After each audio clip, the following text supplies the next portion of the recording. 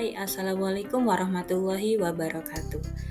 Kembali lagi bersama saya Nur Faujianti, calon guru penggerak Angkatan 10 Kabupaten Indramayu dari SMAN 1 Kedokan Bunder. Dalam video kali ini, saya akan mencoba merefleksikan modul 1.1 Pemikiran Ki Hajar Dewantara. Ini adalah tugas modul 1.1.A.8 Koneksi Antar Materi. Baiklah, yang pertama saya akan mencoba merefleksikan tentang pendidikan dan pengajaran.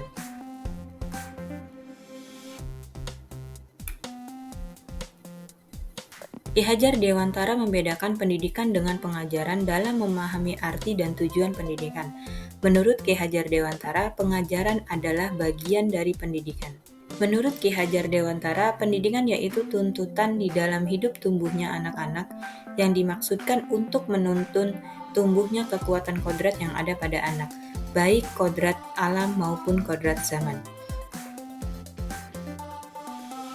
Sedangkan pengajaran yaitu bagian penting dalam proses pembelajaran. Pengajaran bukan hanya proses mentransfer pengetahuan saja, namun juga pengajaran harus dijalankan dengan cinta dan penuh kasih sayang. Kemudian Ki Hajar Dewantara pun memaparkan maksud pendidikan dan pengajaran yang berguna untuk peri kehidupan bersama, ialah memerdekakan manusia sebagai bagian dari masyarakat. Selain itu, Ki Hajar Dewantara juga memaparkan bahwa manusia merdeka adalah manusia yang hidupnya lahir atau batin tidak bergantung pada orang lain, akan tetapi bersandar pada kekuatan sendiri. Kemudian yang kedua adalah pendidikan sebagai tuntunan.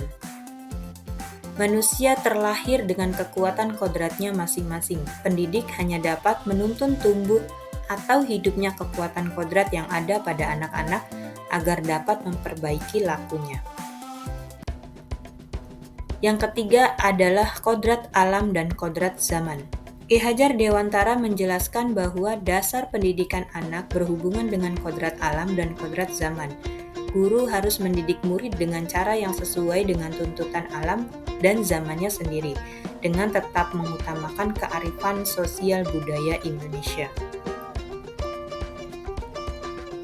Yang keempat adalah pendidikan yang berpihak pada murid.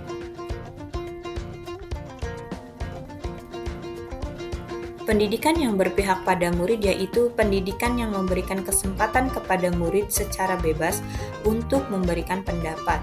Pembelajaran dilakukan dengan mengedepankan aspek karakteristik dan potensi yang dimiliki murid. Yang kelima adalah pembelajaran berdiferensiasi. Pembelajaran berdiferensiasi adalah pendidikan yang harus berakar pada pemenuhan kebutuhan belajar murid dan bagaimana guru merespon kebutuhan belajar tersebut.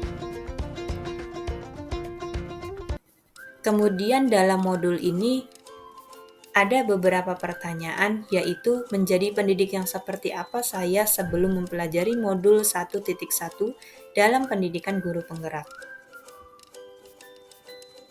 Sebelum mempelajari modul 1.1, saya menganggap bahwa semua siswa memiliki karakter dan kebutuhan belajar yang sama, sehingga saya tidak mempertimbangkan keberagaman mereka satu sama lain. Selain itu, sebagai guru BK, saya merasa bahwa siswa hanya perlu pemecahan masalah dari guru, sehingga saya tidak memberikan kebebasan kepada murid untuk berpendapat dan memilih alternatif solusi dari dirinya sendiri. Kemudian, menurut saya, murid tidak perlu diajak berdiskusi untuk membuat kesepakatan kelas, sehingga saya membuat keputusan sendiri untuk hal-hal yang berkaitan dengan kesepakatan sebelum memulai bimbingan konseling klasikal. Kemudian apa yang berubah dari pemikiran dan perilaku saya setelah mempelajari modul ini? Setelah mempelajari modul 1.1, saya akhirnya paham bahwa setiap anak memiliki karakter yang tidak mungkin sama. Murid memiliki minat dan bakatnya masing-masing yang tidak dapat dipaksakan. Keberagaman mereka adalah bukti dari manusia sebagai makhluk yang unik. Kemudian, mengaplikasikan peran sebagai guru BK, yaitu bahwa pemberian layanan kepada siswa bukanlah pemberian solusi atas permasalahan yang dihadapinya, melainkan hanya pemberian alternatif-alternatif pemecahan masalah yang mungkin dapat dipertimbangkan oleh siswa setelah berkonsultasi,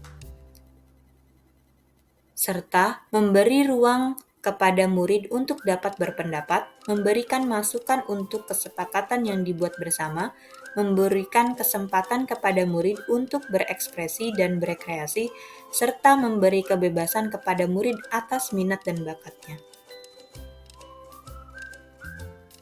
Nah, apa yang dapat saya segera terapkan agar pemberian layanan di sekolah saya mencerminkan pemikiran Ki Hajar Dewantara? Strategi yang akan saya terapkan yaitu menggali dan memahami karakteristik murid dan memberikan pelayanan yang sesuai dengan kebutuhan murid. Kemudian, menggunakan metode pemberian layanan BK yang menyenangkan bagi murid dan menjadi sahabat bagi mereka, serta merancang dan menerapkan strategi dalam pemberian layanan BK kepada murid yang sesuai dengan kodrat alam dan kodrat zaman, serta relevan dengan konteks kebudayaan.